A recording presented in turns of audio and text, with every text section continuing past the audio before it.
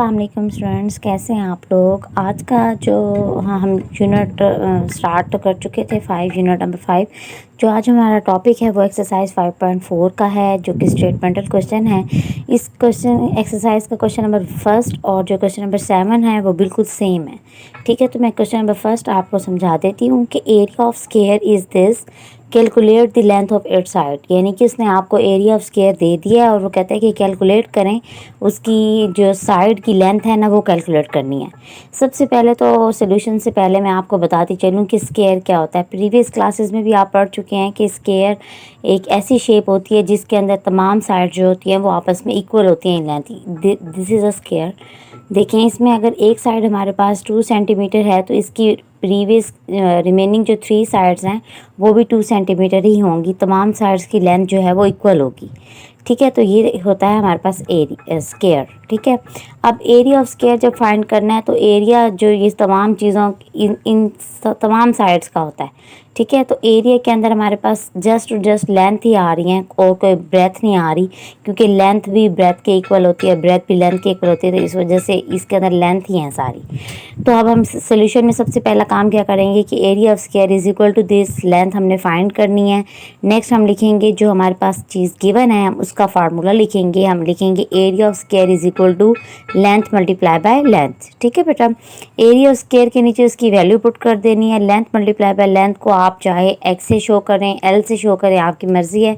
मैंने यहाँ पे एल ले लिया। एल से जब मल्टीप्लाई होगा तो एल का स्क्वायर हो जाएगा। हमें जस्ट एक साइड फाइंड करनी है, जबकि यहाँ पर 2 साइड्स हैं। एल की पार्ट 2 है, तो हम टेकिंग स्क्वायर रूट करेंगे बोथ साइड पे। ठीक है बेटा, टेकिंग स्क्वायर रूट करेंगे तो ये स्क्वायर रूट जो है इससे कैंसिल आउट हो जाएगा। इस तरह से इसके यूनिट का स्क्वायर इसकी वैल्यू से स्क्वायर रूट की जो वैल्यू होती है वो बेटा 1/2 होती है, जो कि 2 से कटिंग हो जाएगी उसकी, तो फिर हमारे पास यूनिट सिंगल हो जाएगा। ठीक है, और बाकी वैल्यू जो हम है हमारे पास 73.96, इसका आपने स्क्वायर रूट ले लेना है। आपकी मर्ज़ी है प्राइम फैक्टराइजेशन से फाइंड करें, आपकी मर्ज़ी है डिवीजन मेथड से करें। ठीक है, बेस्ट वे है कि आप डिवीजन मेथड यूज़ करें। और प्रीवियस लेक्चर में मैंने आपको सारा डिवीजन मेथड प्राइम फैक्टराइजेशन अपना बताया है। आप अगर नहीं आपको समझ आता है कैसे करते हैं तो आप वो वीडियो देख लें। ठीक है, अब इस तरह से हमारा जब स्क्वायर रूट लिया तो हमारे पास आंसर आया 8.6 मीटर, जो कि हमारे पास लेंथ है। तो हम लिखेंगे length of square is equal to 8.6 metre. अब बारी है क्वेश्चन नंबर 2 की। क्वेश्चन नंबर 2 में उसने आपको टोटल सोल्जर्स बता दिए हैं और कहा है कि मालूम करें कि नंबर ऑफ़ कोइज़ जो हैं वो नंबर ऑफ़ सोल्जर्स के इक्वल होती हैं। ठीक है, और इसमें से हमने नंबर ऑफ़ कोइज़ फाइंड करनी है। तो सबसे पहले जो चीज़ फाइंड करनी है वो लेट कर लेंगे। Let the number of coins is equal to X. Condition के अकॉर्डिंग हम लिखेंगे number of coins is equal to number of soldiers. ठीक है बेटा, नंबर ऑफ़ कोइज़ हमारे पास एक्स हैं और नंबर ऑफ़ सोल्जर्स जो हैं वो हमें उसने दे दिया है। तो अब बात यहाँ पर ये है कि हमने यहाँ पर इसका स्क्वायर रूट कैसे हमें पता चलेगा। हम स्क्वायर रूट लेंगे। देखें, जब हमारे पास number of coins number of soldiers आपस में इक्वल हैं तो देखें, अगर मेरे पास 3 नंबर ऑफ़ सोल्जर्स मैंने एक रो में रखे हैं और 3 रोज़ लिए हैं मैंने, मतलब अगर एक लाइन के अंदर मैंने 3 सोल्जर्स बिठाए हैं तो मैंने 3 रोज़ ही लेनी है। अगर 4 बिठाए हैं तो 4 लेनी है, मतलब नंबर ऑफ़ रोज़ और नंबर ऑफ़ सोल्जर्स जो हैं वो इक्वल होंगे। तो बेटा ये जो तमाम हमारे पास कंडीशन होगी ना, ये स्क्वायर की फॉर्म में बन जाएगी, क्योंकि स्क्वायर में ही होता है ना कि लेंथ और ब्रेथ आपस में इक्वल होते हैं। तो इस तरह से देखें, जब 3 सोल्जर्स हैं 3 रोज़ बनाएंगे तो ये एक स्क्वायर की फॉर्म बन जाएगी ना हमारे पास।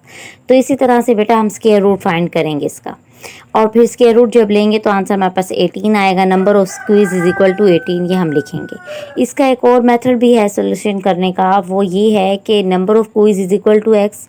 सेकंड पे आप लिखें number of soldiers is equal to x. फिर कंडीशन के अकॉर्डिंग यहाँ पर टोटल सोल्जर्स किसके इक्वल होंगे, number of queues multiply by number of soldiers. ठीक है, फिर वो दोनों एक्स मल्टीप्लाई बाय एक्स हो जाएंगे और ये वाली जो टोटल सोल्जर्स की वैल्यू वो इसके नीचे आ जाएगी। X square is equal to this, तो स्क्वायर रूट लेंगे दोनों तरफ तो आंसर आ जाएगा। दोनों मेथड से आप क्वेश्चन सॉल्व कर सकते हैं, दोनों ही इजी मेथड है। अब नेक्स्ट चलते हैं। नेक्स्ट क्वेश्चन नंबर 4 है हमारे पास। क्वेश्चन नंबर 4 में देखें एक्सरसाइज में question number question number 3, 4 and review का क्वेश्चन नंबर रिव्यू 5 का, क्वेश्चन नंबर 10 का पार्ट फर्स्ट एंड सेकंड, ये तमाम सेम है। ठीक है, तो मैं क्वेश्चन नंबर 3 करा रही हूँ आपको, जो कि उसने आपको क्वेश्चन कहा है। वो कहते हैं कि by which smallest number can 275 be multiplied to get a perfect square. मतलब हमने एक ऐसा नंबर फाइंड करना है कि जब मैं उसको इसके साथ मल्टीप्लाई करूँ, इस नंबर के साथ मल्टीप्लाई करूँ, तो हमारे पास जो है परफेक्ट स्क्वायर आ जाए। अब ये जो 275 है, ये एक ऐसा नंबर है जिसको अगर मैं इसका स्क्वायर रूट लेती हूँ या इसके प्राइम फैक्टर, अभी मैं करूँगी प्राइम फैक्टराइजेशन, तो देखें इसका ना एग्जैक्ट पेयर नहीं बनते। ठीक है, स्क्वायर रूट नहीं लिया जा सकता इसका। तो हमने नंबर फाइंड करना है, ऐसा कौन सा नंबर है जिसको इस नंबर से मल्टीप्लाई किया जाए तो वो उसका परफेक्ट स्क्वायर रूट बन जाए। तो प्राइम फैक्टराइजेशन मेथड से मैं इसको सॉल्व कर रही हूँ। देखिए मैंने 5 पे डिवीजन की, ये 2 के तो पेयर बन गए हैं, लेकिन 11 एक ऐसा फैक्टर है, स्मॉलेस्ट नंबर है, जो हम 275 से मल्टीप्लाई करें तो हमें परफेक्ट स्क्वायर मिल जाता है उसका। अब आप इस 11 को 275 से मल्टीप्लाई करें और फिर उसका स्क्वायर रूट लें तो देखें कंप्लीट उसका स्क्वायर रूट हो सकता है। आप कैलकुलेट से भी कर सकते हैं और प्राइम फैक्टराइजेशन से भी कर सकते हैं इसको। ठीक है, बस कहने का मतलब ये है कि जब भी स्मॉलेस्ट नंबर की बात होती है तो आपने उसका एलसीएम लेना है परफेक्ट स्क्वायर लेने के लिए। ठीक है, अगर एलसीएम नहीं लिया जाता तो फिर आप इसको डिवीजन मेथड से कर लें। ठीक है, डिवीजन मेथड तब भी करें जब इसका आप एलसीएम नहीं लेते। एक क्वेश्चन ऐसा आता है, क्वेश्चन नंबर 9 आई थिंक, ये 10 है, उसमें हम ना डिवीजन मेथड सॉल्व करते हैं क्योंकि उसकी प्राइम फैक्टराइजेशन नहीं होती, इस वजह से तो हमें वो मेथड लगाना पड़ता है। तो इस तरह से ये क्वेश्चन आपने सॉल्व कर लेना है। ठीक है, नेक्स्ट क्वेश्चन नंबर 5 की तरफ चलते हैं। क्वेश्चन नंबर 5 में सबसे पहले क्वेश्चन को अंडरस्टैंड कर लें कि उसने आपको कहा है कि length and breadth of rectangle swimming pool this and this. मतलब फ़र्स्ट ऑफ ऑल हम ये आप याद रखना है आपने कि फ़र्स्ट ऑफ ऑल हमें लेंथ दी है ना फर्स्ट नंबर पे, तो वो जो फर्स्ट मेजरमेंट है वो लेंथ की होगी। सेकंड नंबर पे ब्रेथ है तो सेकंड मेजरमेंट ब्रेथ की होगी। ठीक है, वो कहते हैं कि find the length of square shaped swimming pool, यानी कि हमने स्क्वायर शेप की स्विमिंग पूल की लेंथ फाइंड करनी है जिसका एरिया जो है रेक्टेंगुलर स्विमिंग पूल के इक्वल है। मींस के एरिया ऑफ स्क्वायर और एरिया ऑफ रेक्टेंगल जो है वो आपस में इक्वल है। अब सबसे पहले तो लेंथ और ब्रेथ हमारे पास गिवन है रेक्टेंगल की, तो हम लेंथ और ब्रेथ गिवन है तो हम इससे एरिया फाइंड कर लेते हैं रेक्टेंगल का। तो सबसे पहले हम लिखेंगे सोल्यूशन में length of rectangle is equal to this, breadth of rectangle is equal to this. Area of rectangle का फार्मूला हमारे पास होता है लेंथ मल्टीप्लाई बाय ब्रेथ। ठीक है, तो लेंथ मल्टीप्लाई बाय ब्रेथ का होता है हमारे पास ये फार्मूला। देखें जी, length multiply by breadth area of rectangle का फार्मूला होता है हमारे पास, क्योंकि आपको पता है ना रेक्टेंगल कौन सी शेप का होता है। ऐसी शेप होती है जिसके अंदर हमारे पास लेंथ ज़्यादा होती है बट ब्रेथ जो होती है वो कम होती है। ये देखें इस शेप का होता है, लेंथ इसके अंदर ज़्यादा है हमारे पास, ठीक है, और ब्रेथ जो है वो हमारे पास कम है। ये हमारे पास लेंथ होती है और ये हमारे पास ब्रेथ होती है जिसको आप विड्थ भी बोलते हैं। ठीक है, ये दोनों साइड्स हमारे पास लेंथ की ब्रेथ की हैं और ये जो है ये हमारे पास लेंथ है, तो ये रेक्टेंगल की शेप है। इस तरह से हमें एरिया ऑफ रेक्टेंगल फाइंड हो जाता है। अब वो कंडीशन में हमें क्वेश्चन में कंडीशन दे रहा है कि एरिया ऑफ स्क्वायर का स्विमिंग पूल जो है वो एरिया ऑफ रेक्टेंगल के स्विमिंग पूल के इक्वल है।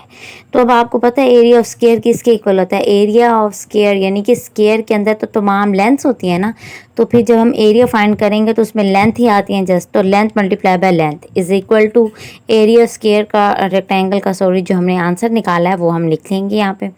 एल से मल्टीप्लाई होगा एल स्क्वायर 6561 मीटर स्क्वायर। अब आपको हमें यहाँ से एल फाइंड करना है ना, देखें उसने आपको क्या कहा था लेंथ ऑफ स्क्वायर फाइंड करें, तो हमें एल फाइंड करना है। तो taking square root on both side करेंगे। देखिए टेकिंग स्क्वायर रूट करेंगे इस तरह से, हम इसका स्क्वायर रूट लेंगे डिवीजन मेथड से तो हमारे पास आंसर आ जाएगा 81। तो सो हम लिखेंगे लेंथ ऑफ स्क्वायर शेप जो है हमारे पास स्विमिंग पूल वो कितना है 81 मीटर। तो ये देखें बहुत इजी क्वेश्चन है स्टेटमेंटल में। ये तो थे हमारे 5 क्वेश्चंस एक्सरसाइज 5.4 तक के। मैंने 5 क्वेश्चंस आपको बता दिए हैं। तो नेक्स्ट वीडियो के साथ फिर मिलते हैं। Till then bye bye.